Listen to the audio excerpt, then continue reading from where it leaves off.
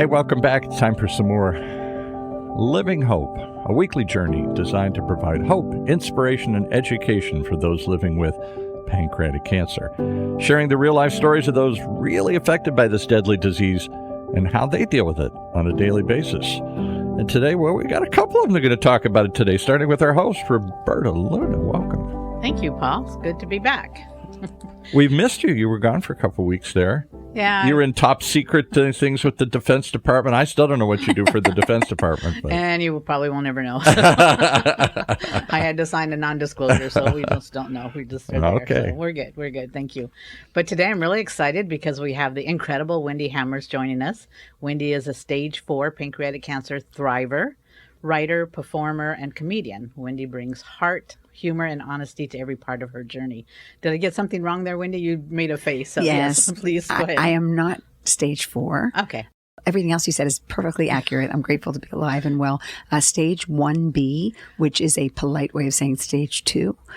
Oh, wonderful. Where did I ever get stage 4 from? Something I when I researched. I am an overachiever, so perhaps you thought I had a higher number. That could be. I mean, this is the one thing you don't want to overachieve in. I can really it's the one thing that I'm glad was incorrect in what you said. But at any stage there's recovery from this illness. We know this. Yeah, and okay, so you were really diagnosed very early because you said stage 1B, right? Yes. I was fortunate. I had extraordinary pain in my body, like pain you couldn't ignore. There's no way you could tell us, oh, I had, too many burritos. It wasn't that kind of pain. It was in the left-hand side of my body, right below my left rib, where I'm reaching here, and, between my rib and my hip. And how long did you have the pain? Great question. I would say, a good week and a half of me saying to my husband, I went all California on him. I'm like, oh, I think I had bad sushi. I just need a juice cleanse and a yoga class. He's like, yeah, I don't think this is a funky tuna roll. You're like writhing on the floor. Please go to the doctor. And then I did the craziest thing, the thing that, most wives do not do. I listened to my husband. Oh, my goodness. Who ever heard of such a thing? And he was correct. So then what did you do? You went to your regular doctor? No, I went to a gastroenterologist. How did gastroenterologist. I always forget to say that. Why did you start there instead of going most people would go to their primary care doctor? Because I had been so healthy most of my life that I really had my gynecologist. I didn't even have a regular doctor. Oh. And so she had recommended this person, Dr. Mark Wishengrad. She'd recommended him for years for colonoscopy, and I kept putting it off, making excuses. So I had his card. So I was like, all right, I'll go already. And he was the one that was able to quickly get me on the right path and diagnose and then refer me to my oncologist and my surgeon. And we were on a path at UCLA to go towards health. And how did they diagnose you? I had a scan. First, they saw that there was something there. They said there's a slight chance that it's benign. I said, okay, I'll assume that's true. And a few days later, they said, no, it is in fact a cancer and it is malignant. And they found that in the scan? Did they do a biopsy to? They found it in the scan. Oh, wow. I believe that is correct. And then what did they do from there? I said right away, well, what's the solution? How quickly do we get into solution? I think I had the reaction that a lot of people find, which is, if I'm going to fix this, let's do it now. And, let's get me the next available appointment. And they said, it's a relatively slow growing cancer, pancreatic cancer. But yes, of course, let's get into treatment. They suggested 12 rounds of chemo and a Whipple procedure, which I was eligible for.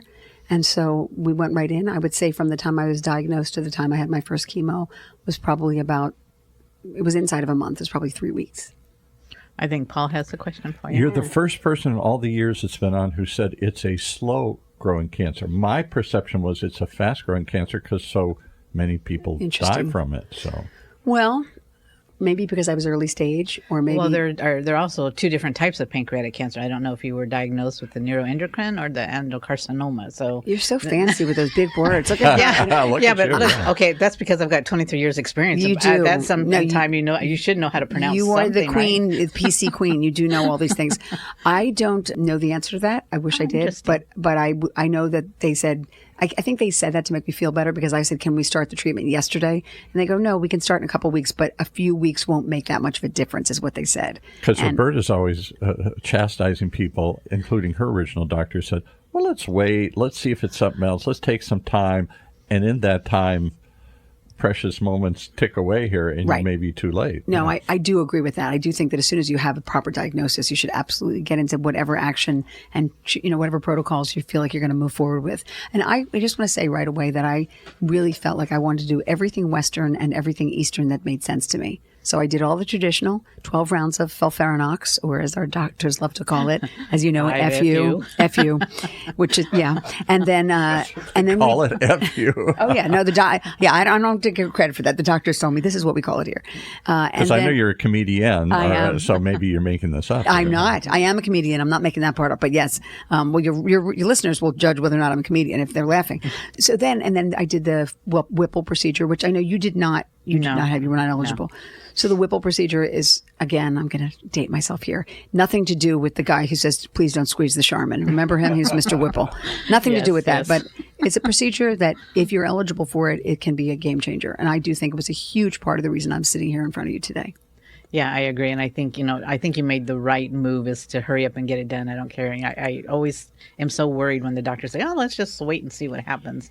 That wasn't a good thing to say to me. So I'm really glad that you took the initiative and did something. Yeah. By the way, I'm really glad you're alive. Can I just say, I've been interviewed. I just thought we are too. Right? And show wouldn't be the same without her. And not that I'm not glad you're alive. I just met you. You're great. But you, the reason I say that is because I've been interviewed by a lot of people, but none of them were pancreatic cancer survivors. So I feel like you're my sister. And yeah, well, we are sisters. Right? I know. Right. So cool. Yeah, very much so. So I appreciate that. Thank you. Of course. I'm glad you're happy. I hope not everybody is, apparently, but that's okay too. That you're alive? Yeah. Your husband is. I've talked to him. Very much so. Thank you. Good. Excellent. Yes. But so how do you think this perspective changed your life, just getting this diagnosis, or did it change it? Yes, it definitely changed my life. I was an optimistic person to begin with. And I think that my optimism and my attitude was a great part of why I am here. But the way it changed my life, I made my health my number one priority. And all the decisions I make in my life are connected to that. I really make decisions about who and what I choose to have in my life as to whether or not it's going to bring me closer to my continued health or further from it. Because I feel like I hit the lottery once. I don't know that I can hit it twice. I really do. Yeah. So I don't have people in my life that are strainers and drainers. I do my best to surround myself with people that I feel I get them and they get me. I think that's the best way, and sometimes it's hard to handle it that way. But you know what? You really have to, because so much plays on your survival, your thriving. Absolutely. You said you do Western and Eastern medicine. Can you explain a little bit about that? Yeah, so the traditional Western, of course, would be the chemo and the surgery. My treatment was at UCLA. The other part of the treatment that was through the medical community that has been so valuable is the work that, how you and I first connected through the Augie Hirschberg Foundation and the Center for Pancreatic Cancer Research at UCLA. The emotional support that I received from Amy Reese and that whole community. We love Amy. Shout out to Amy Reese. We love Amy. Yeah. But that was invaluable. And even simple things like my traditional doctor, Dr. Donahue, saying, you've got this thing, but we've got this together. You're going to be fine. And I'm going to be right here holding your hand the whole time. He literally said that. I needed a touchy-feely doctor, like warm and friendly. I didn't need like a, all business doctor. That wouldn't have been good for me. In terms of non-traditional, the Eastern treatment, well, the work I did with Marissa Harris was a lot about writing and meditating and conversations over and over again about what I wanted my life to look like on the other side of the cancer. Like she said to me in our first session that we did, she's a cancer coach and also a 28-year survivor, 24-year survivor. I want to say somewhere up in there. Yeah. Stage 4. The people said, you're not coming back from this. Her doctor said, we're very sorry to tell you this, but you need to get your affairs in order. And to which she replied, I'm very sorry to tell you this. I can't die because I need to dance at my daughter's wedding someday. And here she is. So now she's a coach. And she said to me, early on, she said to me in our first meeting, so 3 years from now, you and I are going to get together in New York and have lunch. And we're going to talk about how the last 3 years of your life were the best 3 years of your life. Now, most people don't, when they get cancer, they don't immediately thinking about, oh, I can't wait. The next 3 years are going to be so much fun for me and this fabulous cancer stuff. Right. But that attitude kept me focused on visioning what I was going towards. And that kept me out of being scared about where I was in the moment. I wasn't really frightened as I was going through it. Somebody wants to know, and me too, I never heard the term creative cancer coach. Oh, that's hilarious. She's a cancer coach. That was my... Boy, somebody's listening really well. Yeah. Your listeners are sharp. She's not just a cancer coach. She's a creative cancer coach. I am a creative coach. I work with people with writing. So that's why I got a little confused there. She's a cancer coach, but she was very creative in her approach. She did everything from, we did tapping, the kind of tapping to ground yourself. We did meditation. We did lots and lots of writing. We talked about food. We talked about, everything you put in your body, mind, and soul. We talked about. And she really said to me, what would you really love in your life right now? Again, most people in the first 90 days of their cancer experience, they're thinking about, I can't believe I have to have another blood test. I think I need a vomit bag, whatever you're thinking about, right? All the things that we have to deal with.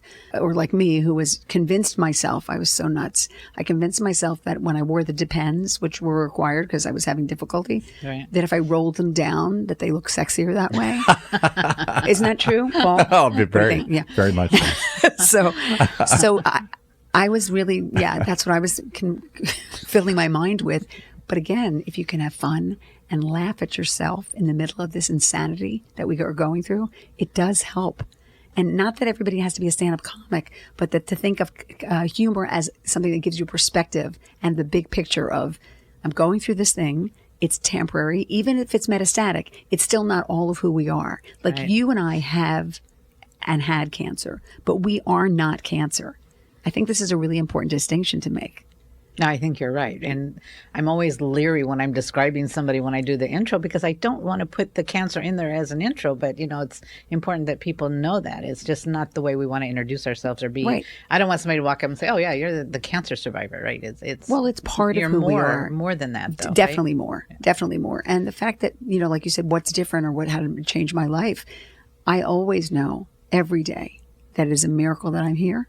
And that not one day is to be taken for granted. I'm going to ask one more question here. Oh, please, ask 10 questions. The two of you are the epitome of hope and positive attitude, but yet there are many that enter that same field and doesn't work out. Mm-hmm. I'm thinking of, I killed a rat and didn't have pancreatic cancer, but she had some sort of ovarian cancer.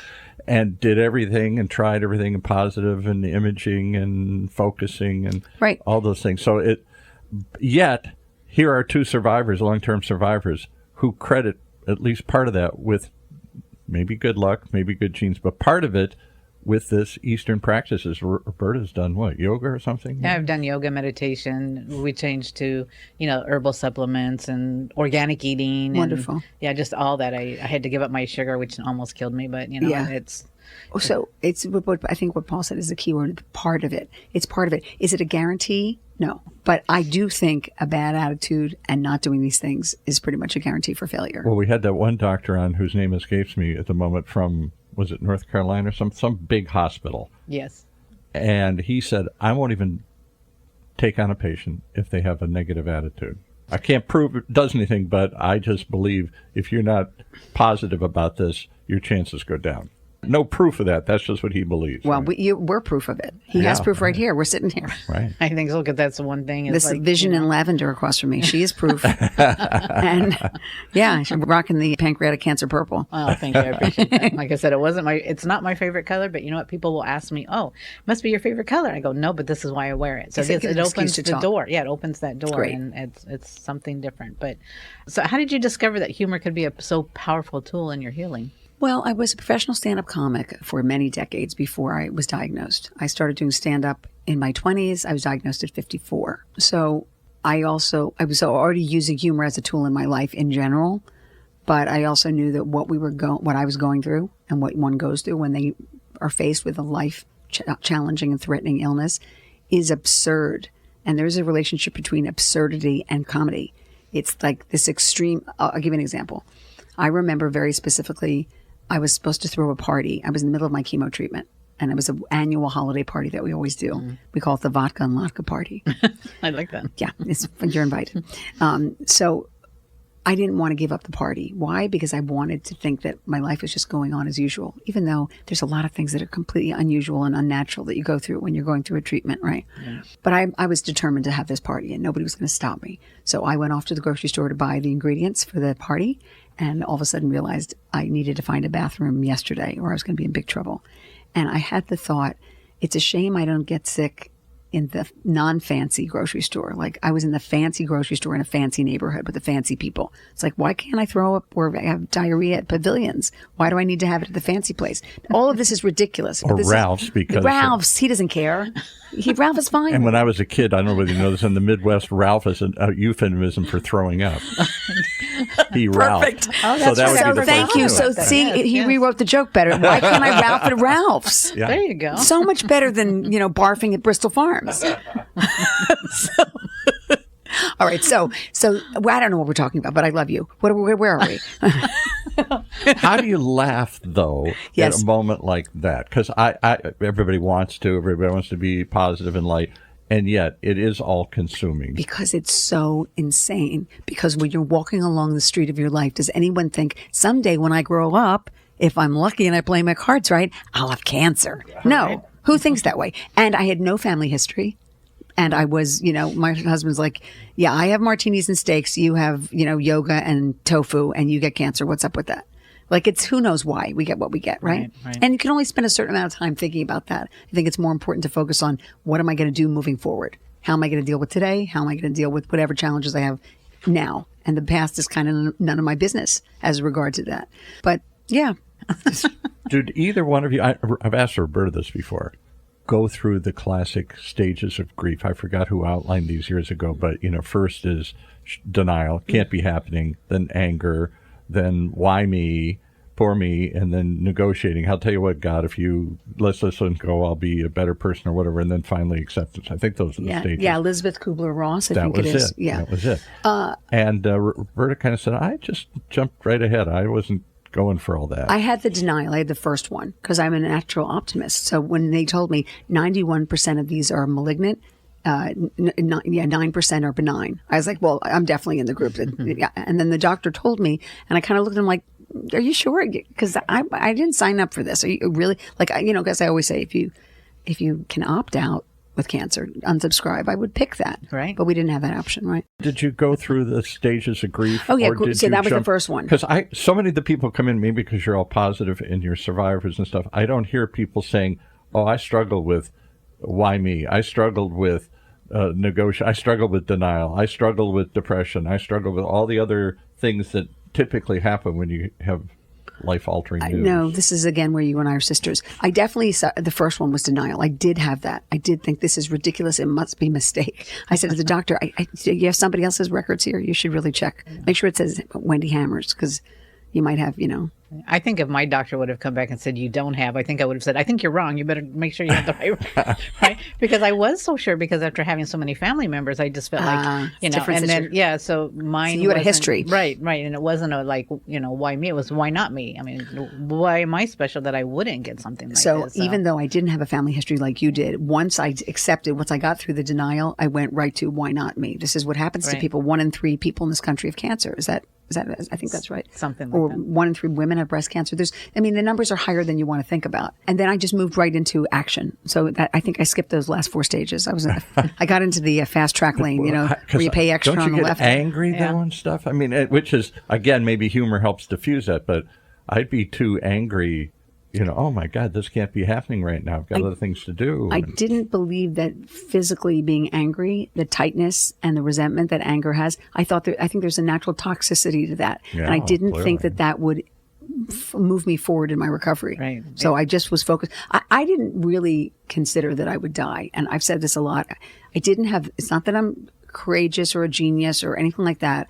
I literally thought I don't have the physical, spiritual, psychological, emotional bandwidth to consider living and dying. So I'm just going to pick living and hope I'm right. And I went with that. And I knew in doing that, I couldn't really make the space for negative things. And I just want to give you one quick example of that. People always ask you when you get sick, your friends and your community, if you're lucky, you have a community of people who care about you. And they say, well, what can we do for you? And I said very clearly to people, anybody you know who has survived this disease, I'd like their name and phone number immediately. Any bad news you have about pancreatic cancer, I want to hear it never, ever, ever, ever, never, ever. It's none of my business. I'm not interested. Not helpful. Right. Do you 100% relate to that? Yes, yeah. Yes. And that's what I did. Definitely. And that's what I loved about Aggie Hirschberg. She did not want us dwelling on the statistics. Right. The negative. So that was... It's not helpful. No. So what do you say to people? Because I know I get this all the time, because I'm not as much like you, because you're the comedian, I'm not. But I do deal with my cancer, my situation, with humor. You have to. Because what else is there? You either laugh or you cry. Exactly. So, but what do you say to others? Because I get this all the time. This is, what's so funny about having cancer? Why are you so humorous or uplifted? It's not that it's funny. It's that humor gives you perspective on the challenge you're going through. So it allows you to get through the difficult parts. So really to think of it as a tool. No one would say to somebody who's sick, well, why are you taking that medicine? To me, laughing and humor and lightness and levity and perspective are medicine for your soul and your physical being. So I know they're required. I mean, I know, like we talked earlier before we started the show about, when there's bad things going on in the world, what's your counter programming? So for every hour of doom and gloom scrolling and news there is in the world, I make sure we have a half an hour of dancing around the living room to our turntable. And it's not just because it sounds like fun. It's because I need it. My heart needs it. My life needs it. Right. My physical wellness needs it. Yeah. Do you want to talk a little bit about what you did, your one-woman show, Ripe? Oh, yeah. I watched the trailer. I loved it. But where can I see the whole thing? Well, that's a great question. Boy, I love that question. It sounds like I paid her to ask that. We're out of time. Sorry. The very easy answer, so we can stay focused on all of the pancreatic cancer conversation, the easiest answer is to go to wendyhammers.com. And when I'm doing the show again, it will be definitely posted there. And what's the show about?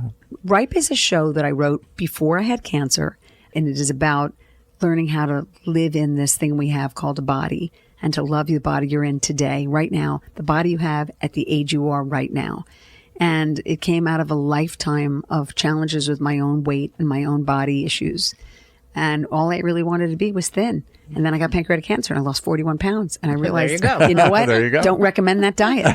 But Be careful what you wish for. Yeah. Yeah, exactly. But also that it wasn't that I wanted necessarily to just be thin. I wanted to feel authentic in my life. I wanted to live a life that allowed me to be freely who I was. And that was the biggest gift of pancreatic cancer. And also aging. Because as I like to say, one of the great things about aging is, half the time, you don't care what people think of you anymore. Right. And the other half of the time you can't remember. So it's perfect, really, that way. So has the show ripened? We'll throw another bad pun in here. Oh, I love this guy. Yes. Has it ripened now that you've entered Yes, it this does. new I thing? had to rewrite the ending because after the show essentially was about a dear friend of mine who died, who had breast cancer, my friend Judy. That's what the show started to be about. And then it was a coming of age, story that included, my marriage, my divorce, raising a child as a single mom, all these different things, all with humor, with cartwheels, with silliness. And then thinking that I'd come to acceptance of my body. When my friend died, my friend and I who were so worried about the size of our thighs our whole life, when she died, I realized she would have been happy to have any body. She didn't have a body anymore. So then I thought, okay, I finally got this. And I now understand I'm on a path to wellness. And then the woman who directed my solo show passed away. Yes, thank you. Lovely Karen Aschenbach. God rest her soul. And then after that, I got cancer. So it's like, how many times do I need to get this message that we have these things called bodies that are a gift, that are on loan to us for a finite period of time. We should honor them and celebrate them the best we can and not worry about whether or not your stomach's flat. Or as I like to say in my keynote talk, if you knew that today was the last day of your life, would you spend it worrying about whether or not your stomach was flat? You would not. But do we ever know, Roberta? No, when it's our last day, we do not. So every day is like borrowed time. You were talking, the sign on the studio here, somebody put up humorously, because I eat black bananas because I'm too cheap to throw them away. And that's a perfect analogy of ripening. We just think, that's past its due date here. We just throw it out. Okay. I love that you tied that in. And Paul and I are going on tour. We're going to do we're going to Vegas. We're taking ripen to Vegas. There The three of us. Yeah. You once asked your husband if he could love a woman with half a pancreas. I know. It's so silly. I love this. And what was his reply? Well, first of all, it's so silly because he was so First there of all, I want to know, where's the pancreas? What is it? Yeah, I mean, really. That's actually what I said to the doctor in the denial. The first diagnosis, I said, I think you're wrong. It's not possible. I can't have pancreatic cancer. I don't even know where my pancreas is. Like, you have to, everybody knows where the other parts are. Nobody, right? Poor pancreas. I know. Pancreas needs a new press agent. Yes, it's like, definitely. nobody, he needs to go with whoever made Brussels sprouts popular. But anyhow, Who was that, by the way? I don't know. I don't know. So Roberta, you're absolutely right. I asked my husband Garth. I said, "Do you think you could still love a woman with half a pancreas?" And of course, he laughed and he smiled and he assured me that he could. And then he said, "Believe it or not, your pancreas is not the first thing that I am attracted to." So apparently, I have other features that are as lovely as my pancreas or my half a pancreas. And you are a show off. You're fancy because you have a whole pancreas. That's right. I'm still keeping mine around. Well, don't be too jealous because I don't want him to wake up so he can stay asleep. Okay, where he's resting. Yes, a long-term nap. Yes. Who is that? Rip Van Winkle. Yeah, for sure. So I want to ask you then, if you knew today was the last day of your life, how would you spend it? Well, definitely grateful to be right here with you. That is for sure. If we can help anybody with what we've been through, it really does make the worst parts of it a lot more bearable. The last day of my life, I would spend it loving, hugging, dancing, being close to my son and my husband and the people I love dearly. And there probably would be some fruit cobbler involved and maybe even some ice cream with dairy in it, which I don't eat that much, but I think if it was the last day, I would go for it. Why not? It's going to be the last day. So whatever you suffer through, it's fine. And I would say every one of us is going to have a last day. And since we don't know that what that expiration date is, to really not miss today. Right. Take today as if. Right? I do. I really try my best to do that. I got today, and that's already ahead of the game. 87% of people who have my diagnosis do not see 5 years. Yeah. So, well, unfortunately, our time goes by so fast. But before we leave you, I want to say, what message of hope would you leave our listeners with? I would say that we are all here on this earth to enjoy life and to enjoy each other, and to not allow whatever temporary condition you have to stop you from still feeling the beauty that life has to offer. Thank you. You're welcome. Thank you. And As Long As You Speak My Name, I Shall Live Forever is dedicated to comedian Bill Hicks. Bill was diagnosed with pancreatic cancer in June 1993 and passed away in February 1994 at the age of 32. A brilliant, irreverent voice he was. Oh, I saw him on I remember him on the Letterman show. The one time he was on for whatever reason they wouldn't book him because he was pretty controversial. Racy. Yeah. Which a comic should be. But they had him on and all the comedians, to a man or woman, said this is one of the greats. Absolutely. No, he was a comics comic. All comics respected him. Yes. Thank you.